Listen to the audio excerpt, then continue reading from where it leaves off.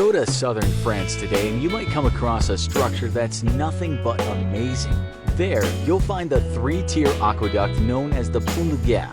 It's one of the best preserved Roman aqueducts anywhere in the world, and also the highest. But what's hard to get your head around is that this magnificent structure was built roughly 2,000 years ago in the 1st century AD.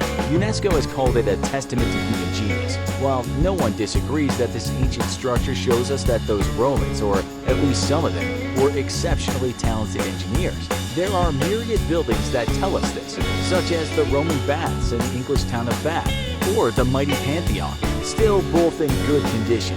The question is, how did they do it, and can we recreate their incredible formula today? Let's first have a look at when the Romans got their hands on concrete. The Romans were masters at making concrete, but they didn't start using some form of concrete until around the 3rd century BC. There's even a period known as the Roman Concrete Revolution, which is when engineers experienced an explosion in their use of very creative building processes and architectural elements thanks to the incredible concrete formula that they could exploit to build much more impressive structures. Without this concrete, we wouldn't have all those amazing structures still standing today. The ancient Romans, of course, didn't call it concrete, but the Latin words opus caementicium. It would be an understatement to say concrete was important to the Romans because it helped build a lot of things they were famous for, such as the large Roman edifices, houses, those great bridges, and those tough Roman roads we've all heard about. But how did they make this amazing concrete of theirs? Historians tell us that their magic formula for opus caementicium was to add a volcanic dust called pozzolana to a mortar that was made from lime or gypsum with bits of rock, brick, tile, and some water added. As many of you know, to mix concrete you have to add each part carefully, making sure not to have too much or too little of any one thing. The Romans did just that, perfecting the exact ratio that yielded the strongest concrete. They would mix the mortar and then add to it the pozzolana, and for every 1 part volcanic dust there would be 3 parts lime or gypsum. Historians tell us that the magic was in the volcanic ash, because it contained silica and alumina, which together in the mix created a chemical reaction that strengthened the mortar. Voila! Perfect Roman concrete and structures all over the place which would stand up straight for centuries, long after the empire itself had fallen. But as we said, there was a concrete revolution, and during this phase, the Romans would advance their concrete, making it even stronger, and learn how to make it waterproof. The genius who came up with waterproof concrete found that by adding crushed terracotta, that would do the job. In the 1st century AD, they even figured out that by mixing a certain amount of volcanic ash and lime and letting it sit in seawater, that it would harden the concrete over time. That's why you have Roman structures that have stood in the water for 2,000 years that are still standing, whereas modern concrete would deteriorate in the salt water.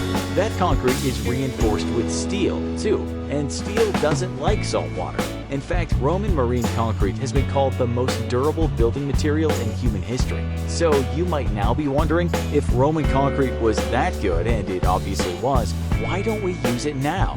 Well, you can find research out there that indeed tells us that Roman concrete was superior to the stuff we use today. In fact, recent research conducted by the U.S. Department of Energy and scientists at the University of California tell us that the best Roman concrete was not just more durable than modern concrete, but it's less environmentally damaging to make it. One of those researchers said in an interview, "It's not that modern concrete isn't good. It's so good we use 19 billion tons of it a year. The problem is that manufacturing Portland cement accounts for 7% of the carbon dioxide that industry puts into the air. Portland cement is the glue that holds everything together, but the process of making it releases carbon from burning fuel.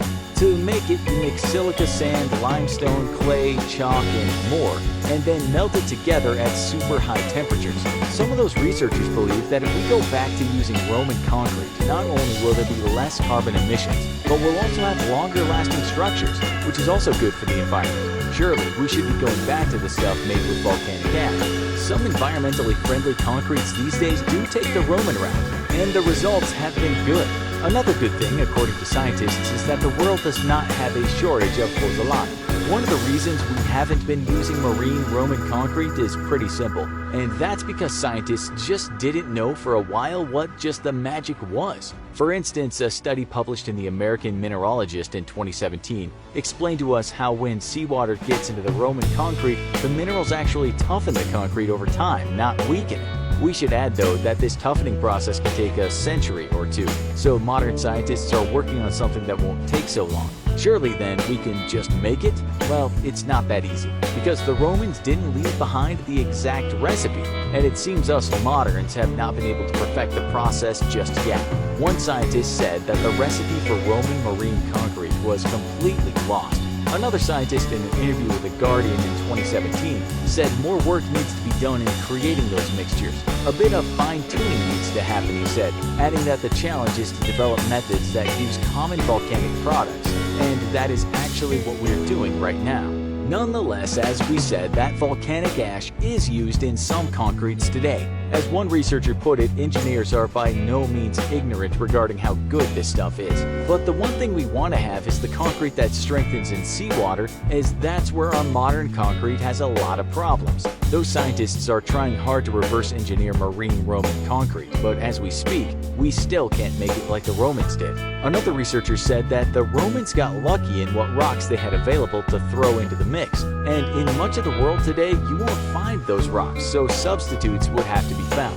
And at this point, it's worth saying that the new school way of making concrete with Portland cement is relatively cheap. So while it might be worse for the environment, businesses will always think about the bottom line. And concrete is big business. So big, in fact, that it's said Portland cement accounts for around 5% of human greenhouse gas emissions. That's what an article in Nature.com tells us. And that's why researchers right now are trying to master how to make what's sometimes called one of the most complex substances known in material science. That same article said some progressive companies in the USA are working on the Roman concrete model to help reduce carbon emissions. But it also said those companies are merely bit players in the concrete business. What we need, according to that piece, is everyone in the construction industry to embrace the next generation cement. With that in mind, don't be surprised if we soon start doing it like the Romans did. As one professor told the Washington Post, the Romans formulated a material that still wows us today. Perhaps we'll have to go back to the past to create a better, more sustainable future. What do you think? Do you know enough about concrete to add something more to this story? Tell us in the comments. Also, be sure to check out our other video, The Horrible Life of an Average Roman Empire Slave. Thanks for watching, and as always, don't forget to like, share, and subscribe. See you next time.